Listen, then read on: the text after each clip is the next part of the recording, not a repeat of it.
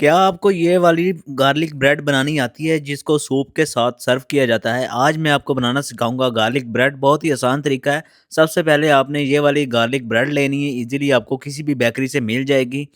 और इसके बाद आपने इस तरह इसको काट लेना है डायमंड कटिंग में। इसके बाद आपने एक बॉल में बटर को निकाल लेना है। उसमें फाइन चॉप किया हुआ गार्लिक लेना है। गार्लिक को आपने इतना बारीक कर लेना है कि वो आपकी जो है फिंगर के साथ चिपकना शुरू हो जाए। इसके बाद आपने उस बटर में जो है गार्लिक ऐड करना है और उसके बाद उसमें फ्रेश जो है धनिया ऐड करना है। उसे अच्छे से मिक्स कर लेना है।